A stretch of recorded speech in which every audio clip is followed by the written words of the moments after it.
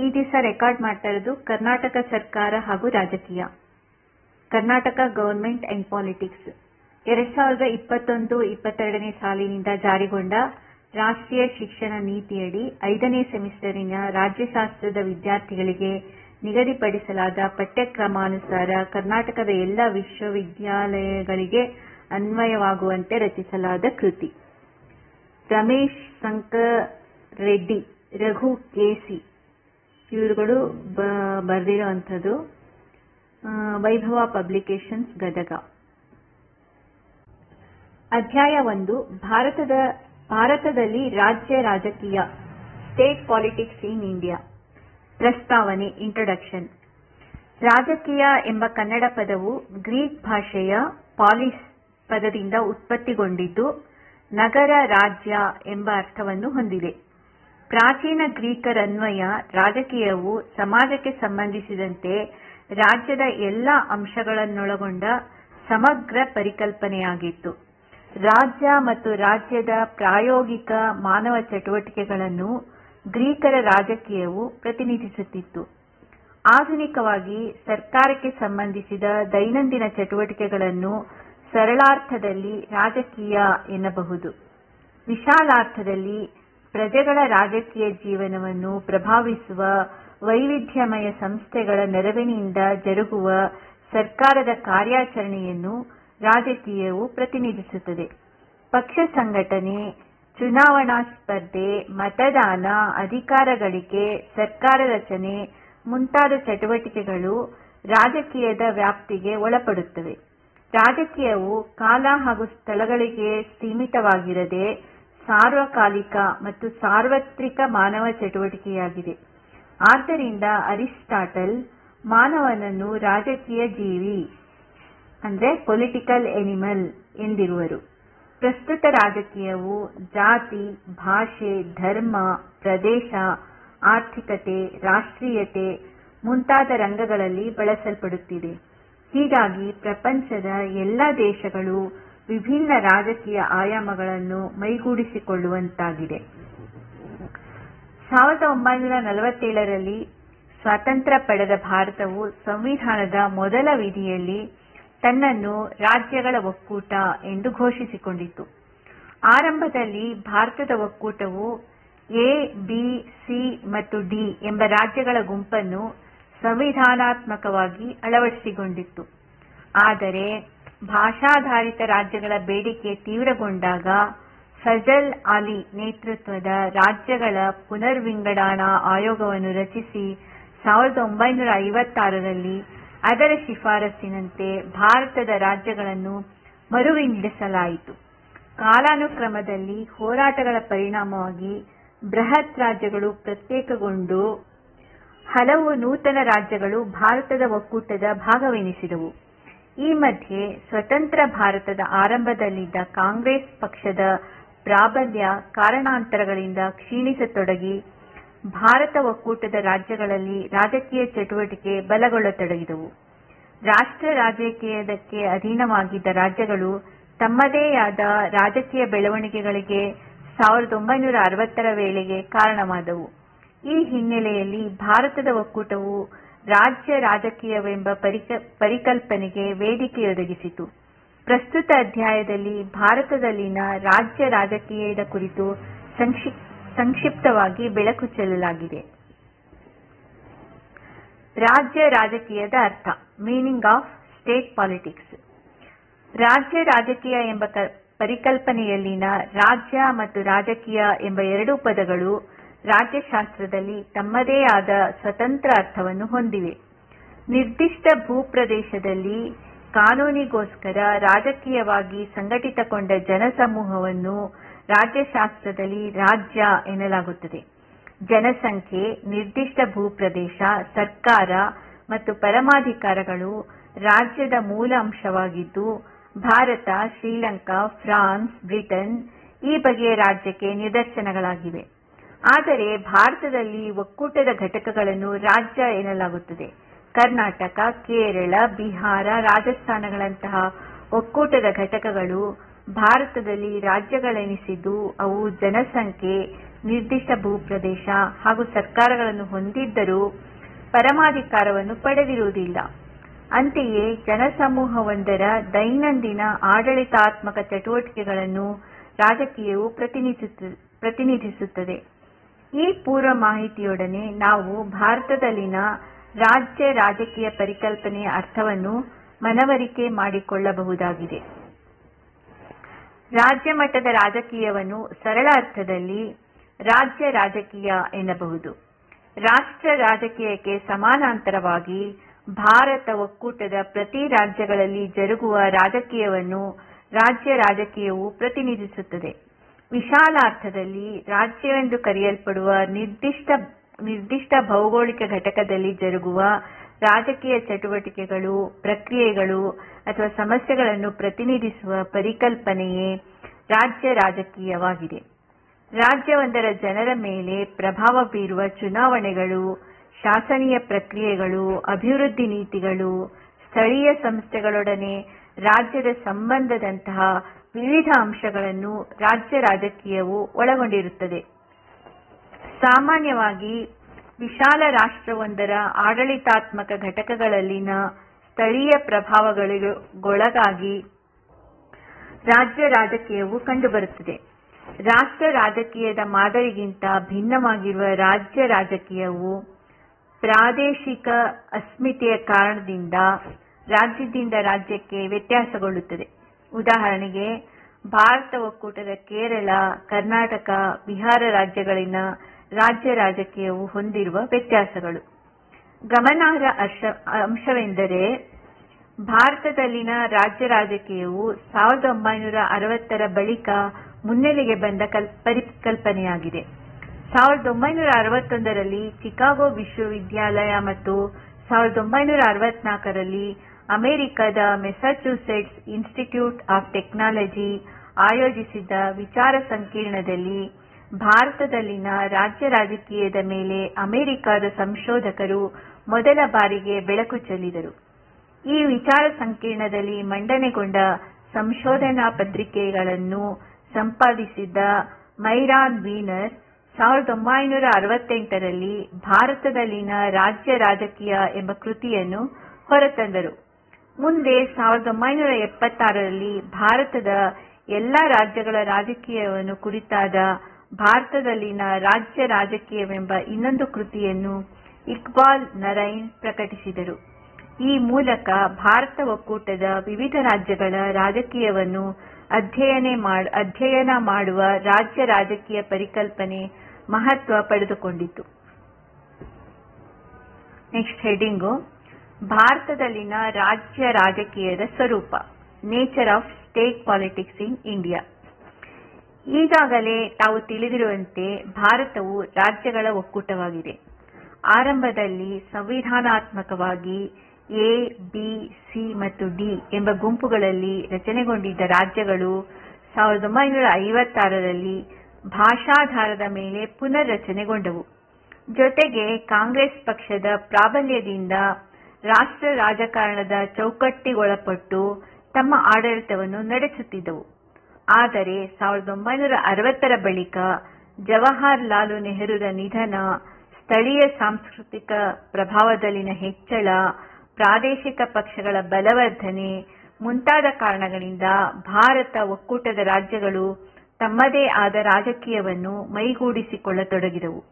ಫಲವಾಗಿ ಕಳೆದ 3 ದಶಕಗಳಿಂದ ರಾಷ್ಟ್ರ ರಾಜಕೀಯವು ದುರ್ಬಲಗೊಂಡು ಭಾರತದಲ್ಲಿ ರಾಜ್ಯ ರಾಜಕೀಯವನ್ನು ಅವಲಂಬಿಸುವಂತಾಗಿದೆ. ಹೀಗೆ ಭಾರತದಲ್ಲಿನ ರಾಜ್ಯ ರಾಜಕೀಯವು ಕಾಲಾಂತರದಲ್ಲಿ ಸದೃಢಗೊಳ್ಳುತ್ತಾ ಬಂದಿದ್ದು, ಅದರ ಸ್ವರೂಪವನ್ನು ಈ ಕೆಳಗಿನ ಅಂಶಗಳ ನೆರವಿನಿಂದ ಗುರುತಿಸಬಹುದಾಗಿದೆ. ಮೊದಲನೇ ಅಂಶ, ಸ್ವಾತಂತ್ರ್ಯೋತ್ತರ ಪರಿಕಲ್ಪನೆ. ರಾಜ್ಯ ರಾಜಕೀಯವೆಂಬುದು ಭಾರತದಲ್ಲಿ ಸ್ವಾತಂತ್ರ್ಯೋತ್ತರ ವಿದ್ಯಮಾನವಾಗಿದೆ. 1935ರ ಭಾರತ ಸರ್ಕಾರ ಕಾಯಿದೆಯಂತೆ ಸ್ವಾತಂತ್ರ್ಯ ಪೂರ್ವ ಭಾರತದ ನಾನಾ ಪ್ರಾಂತಗಳಲ್ಲಿ ಚುನಾವಣಾ ರಾಜಕೀಯ ಕಂಡುಬಂದಿತಾದರೂ ಅಂದಿನ ರಾಷ್ಟ್ರ ರಾಜಕೀಯದ ಭಾಗವಾಗಿತ್ತು. ಮುಂದೆ ಸ್ವಾತಂತ್ರ್ಯ ಗಳಿಸಿದ ಮೊದಲ ದಶಕದಲ್ಲಿ ರಾಷ್ಟ್ರ ನಿರ್ಮಾಣದ ಭಾಗವಾಗಿ ನೆಹರು ಮಾದರಿಯ ಅಭಿವೃದ್ಧಿ ಜಾರಿಗೊಂಡಾಗ ರಾಜ್ಯಗಳು ಕೇಂದ್ರದೊಡನೆ ಸಹಕರಿಸಿದವು. ಆಗ ಕಾಂಗ್ರೆಸ್ನ ಏಕಪಕ್ಷದ ಪ್ರಾಬಲ್ಯದಿಂದ ರಾಜ್ಯ ರಾಜಕೀಯವು ರಾಷ್ಟ್ರ ರಾಜಕೀಯದ ಪ್ರತಿಬಿಂಬವೆನಿಸಿತು. 1960ರ ದಶಕದ ಕೊನೆಯ ವೇಳೆಗೆ ರಾಷ್ಟ್ರ ರಾಜಕೀಯದಲ್ಲಾದ ಹಲವು ಬೆಳವಣಿಗೆಯ ಫಲವಾಗಿ ರಾಜ್ಯ ರಾಜಕೀಯವು ತನ್ನ ಅಸ್ತಿತ್ವವನ್ನು ಭಾರತದಲ್ಲಿ ತೋರಿಸತೊಡಗಿತು. ಹೀಗಾಗಿ ರಾಜ್ಯ ರಾಜಕೀಯವೆಂಬ ಸ್ವಾತಂತ್ರ್ಯೋತ್ತರ ವಿದ್ಯಮಾನವೆಂದು ಪರಿಗಣಿಸಲ್ಪಡುತ್ತದೆ. ಎರಡನೇದು, ಏಕರೂಪತೆಯ ಕೊರತೆ. ಭಾರತದಲ್ಲಿ ಪ್ರಸ್ತುತ 28 ರಾಜ್ಯಗಳು ಮತ್ತು 8 ಕೇಂದ್ರಾಡಳಿತ ಪ್ರದೇಶಗಳಿವೆ. ಭಾರತ ಒಕ್ಕೂಟದ ಪ್ರತಿ ರಾಜ್ಯ ತನ್ನದೇ ಆದ ಭಾಷೆ, ಸಂಸ್ಕೃತಿ ಮತ್ತು ಇತಿಹಾಸ ಹೊಂದಿದ್ದು ವೈವಿಧ್ಯತೆ ಸಹಜವೆನಿಸಿದೆ. ಈ ವೈವಿಧ್ಯತೆಯ ಪರಿಣಾಮ ಜನರ ಸವಾಲುಗಳು, ಬೇಡಿಕೆಗಳು ಅಥವಾ ನಿಲುವುಗಳು ರಾಜ್ಯದಿಂದ ರಾಜ್ಯಕ್ಕೆ ಭಿನ್ನವಾಗಿರುತ್ತವೆ. ಫಲವಾಗಿ ಪ್ರತಿ ರಾಜ್ಯ ತನಗೆ ಅನುರೂಪವಾದ ರಾಜಕೀಯವನ್ನು ಮೈಗೂಡಿಸಿಕೊಂಡಿರುತ್ತದೆ.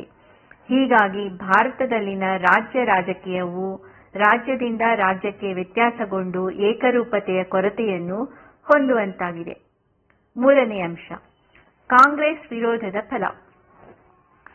ಭಾರತ ಸ್ವತಂತ್ರಗೊಂಡಾಗ ಕೇಂದ್ರ ಮತ್ತು ರಾಜ್ಯಗಳಲ್ಲಿ ಕಾಂಗ್ರೆಸ್ ಪ್ರಬಲ ಪಕ್ಷವಾಗಿತ್ತು. ಕಾಂಗ್ರೆಸ್ನ ಏಕಪಕ್ಷದ ಪ್ರಾಬಲ್ಯವನ್ನು ಹೋಗಲಾಡಿಸಲು ವಿವಿಧ ವಿರೋಧ ಪಕ್ಷಗಳು ಜನರನ್ನು ಸಂಘಟಿಸತೊಡಗಿದವು. ಜನಸಂಘವು ಉತ್ತರ ಭಾರತದಲ್ಲಿ, ಅಕಾಲಿದಳವು ಪಂಜಾಬಿನಲ್ಲಿ, ಎಡಪಕ್ಷಗಳು ಬಿಹಾರ, ಬಂಗಾಳ ಹಾಗೂ ಕೇರಳಗಳಲ್ಲಿ ವಿವಿಧ ಸಮಸ್ಯೆಗಳ ನೆರವಿನಿಂದ ಜನರನ್ನು ಕಾಂಗ್ರೆಸ್ ವಿರುದ್ಧ ಸಂಘಟಿಸಲಾರಂಭಿಸಿದಾಗ ರಾಜ್ಯ ರಾಜಕೀಯವು ಮಹತ್ವ ಪಡೆದುಕೊಂಡಿತು. ರಾಷ್ಟ್ರ ಮಟ್ಟದಲ್ಲಿ ಕಾಂಗ್ರೆಸ್ ಎದುರಿಸಲಾಗದ ಪಕ್ಷಗಳು ರಾಜ್ಯದಲ್ಲಿ ಅದನ್ನು ಕಟ್ಟಿಹಾಕಲು ಪ್ರಯತ್ನಿಸಿದವು. ಈ ಹಿನ್ನೆಲೆಯಲ್ಲಿ ರಾಜ್ಯ ರಾಜಕೀಯವು ಕಾಂಗ್ರೆಸ್ನ ವಿರೋಧಿಸುವ ಕಾರಣಕ್ಕೆ ಉದಯಗೊಂಡು ಕಾಲಾನುಕ್ರಮದಲ್ಲಿ ಬಲಗೊಂಡ ಪರಿಕಲ್ಪನೆಯಾದುದು ಅದರ ಸ್ವರೂಪವನ್ನು ತೋರಿಸುತ್ತದೆ. ನಾಲ್ಕನೇ ಅಂಶ, ಸಾಂಸ್ಕೃತಿಕ ಅಂಶಗಳ ತಳಹದಿ. ಭಾರತದಲ್ಲಿನ ರಾಜ್ಯ ರಾಜಕೀಯವು ಜನಾಂಗ, ಭಾಷೆ, ಆಹಾರದಂತಹ ಸಾಂಸ್ಕೃತಿಕ ಅಂಶಗಳನ್ನು ಆಧರಿಸಿ ಮುನ್ನೆಲೆಗೆ ಬಂದಿರುವ ಪರಿಕಲ್ಪನೆಯಾಗಿದೆ. ಈಶಾನ್ಯ ರಾಜ್ಯಗಳಲ್ಲಿನ ಬುಡಕಟ್ಟುಗಳು ತಮ್ಮ ಜನಾಂಗೀಯ ಅಸ್ಮಿತೆ ಕಾಪಾಡಿಕೊಳ್ಳಲು ಸಂಘಟಿಸಿದ ಹೋರಾಟಗಳು ರಾಜ್ಯ ರಾಜಕೀಯವನ್ನು ಪ್ರಭಾವಿಸಿದ್ದವು. ಅಂತೆಯೇ ಪಂಜಾಬಿನಿಂದ ಹರಿಯಾಣ ಮತ್ತು ಬಾಂಬೆಯಿಂದ ಗುಜರಾತ್ ಪ್ರತ್ಯೇಕಗೊಂಡು ತಮ್ಮ ಭಾಷಾ ಅಸ್ಮಿತೆಯನ್ನು ಸಂರಕ್ಷಿಸಿಕೊಳ್ಳುವಲ್ಲಿ ರಾಜ್ಯ ರಾಜಕೀಯದ ಏಳಿಗೆಯನ್ನು ಗುರುತಿಸಬಹುದಾಗಿದೆ.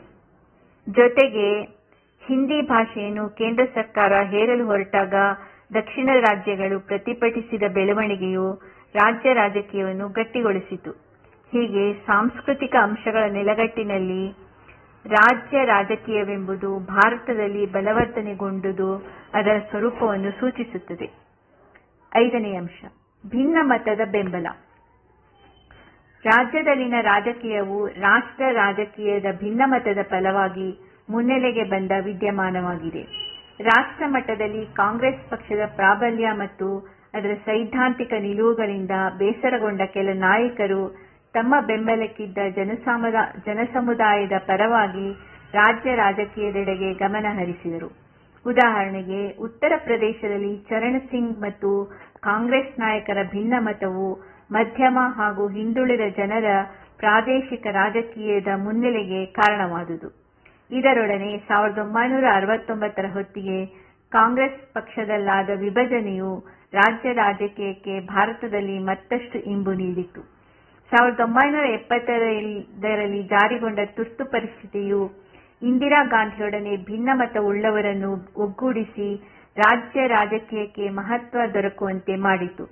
ಹೀಗೆ ಭಿನ್ನಮತದ ಬೆಂಬಲದೊಡನೆ ಭಾರತದಲ್ಲಿ ರಾಜ್ಯ ರಾಜಕೀಯವು ಕ್ರಮೇಣ ತನ್ನ ಪ್ರಸ್ತುತತೆಯನ್ನು ಸುಧಾರಿಸಿಕೊಂಡಿರುವುದು ಗಮನಾರ್ಹ ಸಂಗತಿ. ಆರನೇ ಅಂಶ, ಅಂತರ್ರಾಜ್ಯ ವಿವಾದಗಳ ಪ್ರಭಾವ. ಭಾರತದಲ್ಲಿನ ರಾಜ್ಯ ರಾಜಕೀಯವು ಅಂತರ್ರಾಜ್ಯಗಳ ವಿವಾದಗಳಿಂದ ಹೆಚ್ಚು ಪ್ರಭಾವಿತಗೊಂಡಿದೆ. ಭಾರತದ ವಿವಿಧ ರಾಜ್ಯಗಳ ನಡುವೆ ಗಡಿ ಮತ್ತು ಜಲ ವಿವಾದಗಳು ಸರ್ವೇ ಸಾಮಾನ್ಯ. ಉದಾಹರಣೆ, ಕರ್ನಾಟಕ ಮತ್ತು ಮಹಾರಾಷ್ಟ್ರದ ನಡುವಿನ ಗಡಿ ವಿವಾದ, ಕರ್ನಾಟಕ ಹಾಗೂ ತಮಿಳುನಾಡಿನ ನಡುವಿನ ಕಾವೇರಿ ಜಲ ವಿವಾದ, ಕರ್ನಾಟಕ ಹಾಗೂ ಗೋವಾ ನಡುವಿನ ಜಲ ವಿವಾದ ಇತ್ಯಾದಿ. ಈ ಗಡಿ, ಭಾಷೆ, ಜಲ ವಿವಾದಗಳು ಆಯಾ ರಾಜ್ಯ ರಾಜಕೀಯವನ್ನು ಪ್ರಭಾವಿಸುತ್ತವೆ. ಅಂತಾರಾಜ್ಯ ವಿವಾದಗಳು ರಾಜ್ಯ ರಾಜಕೀಯದಲ್ಲಿ ಹೆಚ್ಚು ಚರ್ಚೆಗೊಳಗಾಗುತ್ತವೆ. ಜೊತೆಗೆ ರಾಜ್ಯ ಚುನಾವಣೆಗಳು ಅಂತಾರಾಜ್ಯ ವಿವಾದಗಳನ್ನು ಕೇಂದ್ರೀಕರಿಸಿ ಜರುಗುತ್ತವೆ. ಈ ಮೇಲೆ ಪ್ರಸ್ತಾಪಿಸಲಾದ ಅಂಶಗಳ ಬೆಳಕಿನಲ್ಲಿ ಭಾರತದಲ್ಲಿನ ರಾಜ್ಯ ರಾಜಕೀಯದ ಸ್ವರೂಪವನ್ನು ಮನವರಿಕೆ ಮಾಡಿಕೊಳ್ಳಬಹುದಾಗಿದೆ. ಆಸಕ್ತಿದಾಯಕ ಅಂಶವೇನೆಂದರೆ, ಪ್ರಾರಂಭದಲ್ಲಿ ರಾಷ್ಟ್ರ ರಾಜಕೀಯದ ಪ್ರತಿರೂಪದಂತಿದ್ದ ರಾಜ್ಯ ರಾಜಕೀಯವು ಕಾಲಾನುಕ್ರಮದಲ್ಲಿ ಪರಿವರ್ತನೆಗೊಳ್ಳುತ್ತಾ ಬಂದು ರಾಷ್ಟ್ರ ರಾಜಕೀಯವನ್ನು ನಿಯಂತ್ರಿಸುವ ಮಟ್ಟಿಗೆ ಬೆಳೆದು ನಿಂತಿದೆ. ಮಾತ್ರವಲ್ಲ, ರಾಜಕಾರಣಿಗಳು ರಾಷ್ಟ್ರ ರಾಜಕೀಯಕ್ಕಿಂತ ರಾಜ್ಯ ರಾಜಕೀಯವನ್ನೇ ಹೆಚ್ಚು ಅಪೇಕ್ಷಿಸುತ್ತಾರೆ. ಮುಂದಿನ ಟಾಪಿಕ್, ಭಾರತದಲ್ಲಿನ ರಾಜ್ಯ ರಾಜಕೀಯದ ಮಹತ್ವ, importance of state politics in India. ರಾಜ್ಯಶಾಸ್ತ್ರದ ಕೇಂದ್ರಬಿಂದುವಾದ ರಾಜಕೀಯವು ತನ್ನದೇ ಆದ ಮಹತ್ವವನ್ನು ಪಡೆದಿದೆ. ಅಂತೆಯೇ ರಾಜಕೀಯದ ಹಲವು ಮಾದರಿಗಳಲ್ಲಿ ಒಂದಾದ ರಾಜ್ಯ ರಾಜಕೀಯವೂ ಸಹ ತನ್ನದೇ ಆದ ಉಪಯುಕ್ತತೆಯನ್ನು ಮೈಗೂಡಿಸಿಕೊಂಡಿದೆ. ರಾಜಕೀಯ ಪರಿಕಲ್ಪನೆಯ ಮಹತ್ವಕ್ಕೆ ಕಾರಣವಾದ ಅಂಶಗಳೊಡನೆ ರಾಜ್ಯ ರಾಜಕೀಯವು ಕೆಲ ವಿಶಿಷ್ಟ ಅಂಶಗಳಿಂದ ತನ್ನ ಮಹತ್ವವನ್ನು ಇಮ್ಮಡಿಗೊಳಿಸಿಕೊಂಡಿದೆ. ಈ ಕೆಳಗಿನ ಅಂಶಗಳ ಮೂಲಕ ರಾಜ್ಯ ರಾಜಕೀಯದ ಮಹತ್ವವನ್ನು ಮನವರಿಕೆ ಮಾಡಿಕೊಳ್ಳಬಹುದಾಗಿದೆ. ಮೊದಲನೇ ಅಂಶ, ಅಧಿಕಾರ ವಿಕೇಂದ್ರೀಕರಣಕ್ಕೆ ಪೂರಕ. ಭಾರತವು ಪ್ರಬಲ ಕೇಂದ್ರ ಸರ್ಕಾರವನ್ನುಳ್ಳ ರಾಜ್ಯಗಳ ಒಕ್ಕೂಟವಾಗಿದೆ. ಸಂವಿಧಾನವು ಕೇಂದ್ರ, ರಾಜ್ಯ ಮತ್ತು ಸಮವರ್ತಿ ಪಟ್ಟಿಗಳ ಮೂಲಕ ಅಧಿಕಾರಗಳನ್ನು ಕೇಂದ್ರ ಮತ್ತು ರಾಜ್ಯಗಳ ನಡುವೆ ಹಂಚಿದ್ದರೂ ಕೇಂದ್ರ ಸರ್ಕಾರಕ್ಕೆ ಸಿಂಹಪಾಲು ದೊರಕಿದೆ. ಮುಂದುವರಿದು, ಉಳಿಕೆ ಅಥವಾ ಶೇಷಾಧಿಕಾರಗಳು ಭಾರತದಲ್ಲಿ ಕೇಂದ್ರ ಸರ್ಕಾರಕ್ಕೆ ನೀಡಲ್ಪಟ್ಟಿವೆ. ಹೀಗಾಗಿ ಭಾರತದ ಒಕ್ಕೂಟದಲ್ಲಿ ಕೇಂದ್ರ ಸರ್ಕಾರವು ಅಧಿಕಾರ ಕೇಂದ್ರೀಕರಣದೊಡನೆ ರಾಜ್ಯಗಳಿಗಿಂತ ಪ್ರಬಲವಾಗಿದೆ. ಆದರೆ ರಾಜ್ಯ ರಾಜಕೀಯವು ರಾಜ್ಯಗಳು ರಾಜ್ಯಪಟ್ಟಿಯ ಮೂಲಕ ಸಂವಿಧಾನಾತ್ಮಕವಾಗಿ ಪಡೆದಿರುವ ಅಧಿಕಾರಗಳನ್ನು ಬಳಸಿಕೊಳ್ಳಲು ಉತ್ತೇಜಿಸುತ್ತದೆ. ಜೊತೆಗೆ ಸಮವರ್ತಿ ಪಟ್ಟಿಯ ಮೇಲಿನ ವಿಷಯಗಳನ್ನು ಕುರಿತಂತೆ ಕೇಂದ್ರವು ಏಕಪಕ್ಷೀಯ ನಿರ್ಧಾರ ಕೈಗೊಳ್ಳದಂತೆ ರಾಜ್ಯ ರಾಜಕೀಯವು ತಡೆಯೊಡ್ಡುತ್ತದೆ. ಮುಂದುವರಿದು, ಕೇಂದ್ರವು ತನ್ನ ಅಧಿಕಾರವನ್ನು ಚಲಾಯಿಸಿ ರಾಷ್ಟ್ರೀಯ ಧೋರಣೆಗಳನ್ನು ರೂಪಿಸುವಲ್ಲಿಯೂ ರಾಜ್ಯ ರಾಜಕಾರಣವು ಪ್ರಭಾವ ಬೀರುತ್ತದೆ. ಹೀಗೆ ಕೇಂದ್ರೀಕೃತ ಅಧಿಕಾರವು ವಿಕೇಂದ್ರೀಕರಣಗೊಳ್ಳಲು ರಾಜ್ಯ ರಾಜಕೀಯವು ಪೂರಕವಾಗುವ ಮೂಲಕ ಮಹತ್ವ ಪಡೆದಿದೆ. ಎರಡನೇ ಅಂಶ, ಸರ್ವರ ಪ್ರಾತಿನಿಧ್ಯಕ್ಕೆ ಆಸ್ಪದ. ಭಾರತವು ವೈವಿಧ್ಯತೆಗಳಿಂದ ಕೂಡಿರುವ ದೇಶ. ವಿವಿಧ ಜನಾಂಗ, ಭಾಷೆ, ಧರ್ಮ, ಪ್ರದೇಶ, ಸಾಮಾಜಿಕ ಹಿನ್ನೆಲೆಯುಳ್ಳ ಜನರು ಭಾರತದಲ್ಲಿ ನೆಲೆಸಿದ್ದಾರೆ. ರಾಜ್ಯ ರಾಜಕೀಯವು ಈ ವಿವಿಧ ಜನಸಮುದಾಯದ ಪ್ರಾತಿನಿಧ್ಯಕ್ಕೆ ಅವಕಾಶ ಒದಗಿಸುತ್ತದೆ. ಒಂದೊಮ್ಮೆ ರಾಜ್ಯ ರಾಜಕೀಯ ಮುನ್ನೆಲೆಗೆ ಬರದಿದ್ದಲ್ಲಿ ಪ್ರಬಲ ಸಮುದಾಯಗಳು ಮಾತ್ರ ಪ್ರಾತಿನಿಧ್ಯ ಹೊಂದುವ ಸಾಧ್ಯತೆ ಕಂಡುಬರುತ್ತಿತ್ತು. ರಾಜ್ಯ ರಾಜಕೀಯದ ಪರಿಣಾಮ ಹಲವು ಪ್ರಾದೇಶಿಕ ಪಕ್ಷಗಳು ಜನ್ಮ ತಾಳಿದ್ದು ಆಯಾ ಪ್ರದೇಶದ ಜನರ ಪ್ರಾತಿನಿಧ್ಯಕ್ಕೆ ಆಸ್ಪದ ಕಲ್ಪಿಸಿದೆ. ಫಲವಾಗಿ ದೇಶದ ಬಹುಸಂಖ್ಯಾತ ಸಮುದಾಯಗಳಿಗೆ ಸಮಾನವಾಗಿ ಅಲ್ಪಸಂಖ್ಯಾತ ಸಮುದಾಯಗಳು ರಾಜಕೀಯ ಪ್ರಾತಿನಿಧ್ಯವನ್ನು ಹೊಂದುವಂತಾಗಿದೆ. ಮೂರನೇ ಅಂಶ, ನೀತಿಗಳ ಪರಿಣಾಮಕಾರಿ ಅನುಷ್ಠಾನ. ರಾಜ್ಯಗಳು ರಾಷ್ಟ್ರೀಯ ನೀತಿಗಳನ್ನು ಜಾರಿಗೊಳಿಸುವ ಜವಾಬ್ದಾರಿ ಪಡೆದಿರುತ್ತವೆ. ಈ ವೇಳೆಯಲ್ಲಿ ರಾಜ್ಯ ರಾಜಕೀಯವು ಕೇಂದ್ರವನ್ನು ಪ್ರಭಾವಿಸುವ ಮೂಲಕ ಜನಪರ ನೀತಿಗಳನ್ನು ರೂಪಿಸಲು ಶ್ರಮಿಸುತ್ತದೆ. ಜೊತೆಗೆ ರಾಷ್ಟ್ರೀಯ ನೀತಿಗಳನ್ನು ಪರಿಣಾಮಕಾರಿಯಾಗಿ ಜಾರಿಗೊಳಿಸಲು ರಾಜ್ಯ ರಾಜಕಾರಣವು ತನ್ನದೇ ಆದ ಕೊಡುಗೆಯನ್ನು ನೀಡುತ್ತದೆ. ನಾಲ್ಕನೇ ಅಂಶ, ಆರ್ಥಿಕ ಅಭಿವೃದ್ಧಿಗೆ ಪ್ರಯತ್ನ. ರಾಜ್ಯಗಳು ಭಾರತದಲ್ಲಿ ಆರ್ಥಿಕ ನಿಯಂತ್ರಣ ಹೊಂದಿವೆ. ಫಲವಾಗಿ ರಾಜ್ಯ ರಾಜಕೀಯವು ಆಯಾ ರಾಜ್ಯಗಳಲ್ಲಿ ಬಂಡವಾಳ ಹೂಡಿಕೆ, ಉದ್ಯೋಗಾವಕಾಶಗಳ ಲಭ್ಯತೆ, ಕೌಶಲ್ಯಗಳ ಬಲವರ್ಧನೆಗೆ ಆದ್ಯತೆ ನೀಡುತ್ತವೆ. ಇದರಿಂದ ರಾಜ್ಯಗಳು ಆರ್ಥಿಕವಾಗಿ ಸದೃಢಗೊಳ್ಳಲು ಮತ್ತು ಆರ್ಥಿಕವಾಗಿ ದೇಶ ಸ್ಥಿರತೆ ಹೊಂದಲು ಸಾಧ್ಯವಾಗುತ್ತದೆ. ಐದನೇ ಅಂಶ, ಸಾಂಸ್ಕೃತಿಕ ವೈವಿಧ್ಯತೆಗೆ ಆದ್ಯತೆ. ಭಾರತದ ಪ್ರತಿ ರಾಜ್ಯ ತನ್ನದೇ ಆದ ಸಂಸ್ಕೃತಿ ಮೈಗೂಡಿಸಿಕೊಂಡಿದೆ. ಆಯಾ ರಾಜ್ಯಗಳ ರಾಜ್ಯ ರಾಜಕೀಯವು ತನ್ನ ಸಾಂಸ್ಕೃತಿಕ ಅಸ್ಮಿತೆಯ ರಕ್ಷಣೆಗೆ ಮಹತ್ವ ನೀಡುತ್ತದೆ. ಫಲವಾಗಿ ಭಾರತ ಇಂದಿಗೂ ಸಾಂಸ್ಕೃತಿಕ ವೈವಿಧ್ಯತೆಯನ್ನು ಕಾಪಾಡಿಕೊಳ್ಳಲು ಸಾಧ್ಯವಾಗಿದೆ. 6ನೇ ಅಂಶ, ಕಲ್ಯಾಣ ರಾಜ್ಯದ ಸ್ಥಾಪನೆ. ಸರ್ವರ ಯೋಗಕ್ಷೇಮ ಸಾಧಿಸುವುದೇ ಕಲ್ಯಾಣ ರಾಜ್ಯದ ಗುರಿ. ರಾಜ್ಯಗಳು ಆರೋಗ್ಯ, ನಾಗರಿಕ ಆಹಾರ ಪೂರೈಕೆ, ಮಹಿಳಾ ಮತ್ತು ಮಕ್ಕಳ ಕಲ್ಯಾಣ, ಬಡತನ ನಿವಾರಣೆ ಮುಂತಾದ ಜವಾಬ್ದಾರಿಗಳನ್ನು ನಿರ್ವಹಿಸುತ್ತವೆ. ಈ ವೇಳೆಯಲ್ಲಿ ರಾಜ್ಯ ರಾಜಕೀಯವು ಕಲ್ಯಾಣ ಕಾರ್ಯಕ್ರಮಗಳ ಪರಿಣಾಮಕಾರಿ ಅನುಷ್ಠಾನಕ್ಕೆ ಕಾರಣವಾಗಿ ಕಲ್ಯಾಣ ರಾಜ್ಯದ ಸ್ಥಾಪನೆಗೆ ಸಹಕರಿಸುತ್ತದೆ. ಉದಾಹರಣೆಗೆ, ಕರ್ನಾಟಕದಲ್ಲಿ ಇತ್ತೀಚೆಗೆ ಚುನಾವಣಾ ಭರವಸೆಯಂತೆ ಆಡಳಿತಾರೂಢ ಕಾಂಗ್ರೆಸ್ ಪಕ್ಷ 5 ಗ್ಯಾರಂಟಿಗಳನ್ನು ಜಾರಿಗೊಳಿಸುವ ಮೂಲಕ ಜನರ ಕಲ್ಯಾಣಕ್ಕೆ ಶ್ರಮಿಸಲು ರಾಜ್ಯ ರಾಜಕೀಯದ ಪ್ರಭಾವ. 7ನೇ ಅಂಶ, ರಾಷ್ಟ್ರೀಯ ಭದ್ರತೆಗೆ ಸಹಕಾರಿ. ಕಾನೂನು ಮತ್ತು ಶಾಂತಿ ಸ್ಥಾಪನೆಯು ಭಾರತದಲ್ಲಿ ರಾಜ್ಯಗಳಿಗೆ ಸೇರಿದೆ. ರಾಜ್ಯ ರಾಜಕೀಯವು ಆಯಾ ರಾಜ್ಯದಲ್ಲಿ ಕಾನೂನು ಮತ್ತು ಶಾಂತಿ ಸ್ಥಾಪನೆ ನೆಲೆಸಲು ಸಹಕಾರಿಯಾಗುತ್ತದೆ. ಎಲ್ಲ ರಾಜ್ಯಗಳಲ್ಲಿ ಸುವ್ಯವಸ್ಥೆ ನೆಲೆಗೊಂಡಾಗ ಸಹಜವಾಗಿ ರಾಷ್ಟ್ರೀಯ ಭದ್ರತೆ ದೇಶದಲ್ಲಿ ಕಂಡುಬರುತ್ತದೆ. 8ನೇ ಅಂಶ, ಸಂಪನ್ಮೂಲಗಳ ಸುಸ್ಥಿರ ಬಳಕೆ. ಭಾರತ ಒಕ್ಕೂಟದ ಪ್ರತಿ ರಾಜ್ಯ ತನ್ನದೇ ಆದ ನೈಸರ್ಗಿಕ ಸಂಪನ್ಮೂಲಗಳನ್ನು ಪಡೆದಿದೆ. ರಾಜ್ಯ ರಾಜಕೀಯವು ಆಯಾ ರಾಜ್ಯಗಳಲ್ಲಿನ ಸಂಪನ್ಮೂಲಗಳ ಸದ್ಬಳಕೆಗೆ ಸೂಕ್ತ ಮಾರ್ಗದರ್ಶನ ನೀಡುತ್ತದೆ. ರಾಜ್ಯವೊಂದು ಹೊಂದಿರುವ ಖನಿಜ, ಜಲ, ಅರಣ್ಯ ಹಾಗೂ ಇನ್ನಿತರ ಸಂಪನ್ಮೂಲಗಳ ಸುಸ್ಥಿರ ನಿರ್ವಹಣೆಗೆ ರಾಜ್ಯ ರಾಜಕೀಯವು ನೆರವಾಗುವ ಮೂಲಕ ತನ್ನ ಮಹತ್ವವನ್ನು ಇಮ್ಮಡಿಗೊಳಿಸಿಕೊಂಡಿದೆ. 9ನೇ ಅಂಶ, ಅಂತಾರಾಜ್ಯ ಸಂಬಂಧಗಳ ಸುಧಾರಣೆ. ಭಾರತ ಒಕ್ಕೂಟದ ವಿವಿಧ ರಾಜ್ಯಗಳ ನಡುವೆ ಸುಮಧುರ ಸಂಬಂಧಗಳಿಗೆ ರಾಜ್ಯ ರಾಜಕಾರಣವು ಸಹಕಾರಿಯಾಗಿದೆ. ಸಮಾನ ಉದ್ದೇಶವುಳ್ಳ ರಾಜಕೀಯ ಪಕ್ಷಗಳು ಆಡಳಿತ ನಡೆಸುತ್ತಿದ್ದರೆ ಆ ರಾಜ್ಯಗಳ ನಡುವೆ ಉತ್ತಮ ಸಂಬಂಧವನ್ನು ಕಾಣಬಹುದಾಗಿದೆ. ನದಿಗಳ ನೀರು ಹಂಚಿಕೆ, ವ್ಯಾಪಾರ, ಸಾರಿಗೆ, ಗಡಿಗಳನ್ನು ಕುರಿತಂತೆ ಒಂದೊಮ್ಮೆ ವಿವಾದಗಳಿದ್ದರೂ ರಾಜ್ಯ ರಾಜಕೀಯವು ಅವುಗಳನ್ನು ಸೌಹಾರ್ದಯುತ ನೆಲೆಗಟ್ಟಿನಲ್ಲಿ ಪರಿಹರಿಸಿಕೊಳ್ಳಲು ಪ್ರಯತ್ನಿಸುತ್ತವೆ. ಈ ನಿಟ್ಟಿನಲ್ಲಿ ಸರ್ವಪಕ್ಷಗಳ ಸಭೆ, ನಿಯೋಗ ಕೊಂಡೊಯ್ಯುವಿಕೆ, ಪತ್ರ ವ್ಯವಹಾರ ಮುಂತಾದ ಮಾರ್ಗೋಪಾಯದ ಮೂಲಕ ರಾಜ್ಯ ರಾಜಕೀಯವು ಸಂಬಂಧಗಳು ಹಳಸದಂತೆ ನೋಡಿಕೊಳ್ಳುತ್ತದೆ. 10ನೇ ಅಂಶ, ಸಹಕಾರಯುತ ಸಂಯುಕ್ತ ವ್ಯವಸ್ಥೆಗೆ ನೆರವು. ದೇಶವೊಂದರ ಕೇಂದ್ರ ಮತ್ತು ರಾಜ್ಯ ಸರ್ಕಾರಗಳು ಪರಸ್ಪರ ಸ್ಪರ್ಧಿಸದೆ ಹೊಂದಾಣಿಕೆಯಿಂದ ಆಡಳಿತ ನಡೆಸುವುದು ಸಹಕಾರಯುತ ಸಂಯುಕ್ತ ವ್ಯವಸ್ಥೆಯಾಗಿದೆ. ಭಾರತ ಒಕ್ಕೂಟದಲ್ಲಿ ಸಹಕಾರಯುತ ಸಂಯುಕ್ತ ವ್ಯವಸ್ಥೆಯನ್ನು ಸಾಕಾರಗೊಳಿಸಲು ರಾಜ್ಯ ರಾಜಕೀಯವು ನೆರವಾಗಿದೆ. ದೇಶದ ಆರ್ಥಿಕ ಸಂಪನ್ಮೂಲಗಳು ಕೇಂದ್ರದಂತೆ ರಾಜ್ಯಗಳಿಗೂ ಹಂಚಿಕೆಯಾಗುವಂತೆ ರಾಜ್ಯ ರಾಜಕೀಯವು ಪ್ರಭಾವ ಬೀರುತ್ತದೆ.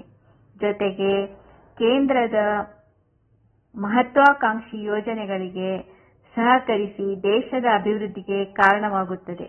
ಇದರೊಡನೆ ಕೇಂದ್ರದ ನೀತಿಗಳನ್ನು ಪ್ರಯೋಗಾರ್ಥ ಕೈಗೊಳ್ಳಲು ಸಹಕರಿಸಿ ಅನ್ಯ ರಾಜ್ಯಗಳು ಅದನ್ನು ಅಳವಡಿಸಿಕೊಳ್ಳಲು ರಾಜ್ಯ ರಾಜಕೀಯವು ಆಸ್ಪದ ಒದಗಿಸುತ್ತದೆ. ಈ ಮೂಲಕ ಭಾರತದ ಒಕ್ಕೂಟವು ಸಹಕಾರಯುತ ಸಂಯುಕ್ತ ವ್ಯವಸ್ಥೆಯಾಗಿ ಪರಿವರ್ತನೆಗೊಳ್ಳಲು ರಾಜ್ಯ ರಾಜಕೀಯವು ನೆರವಾಗಿದೆ.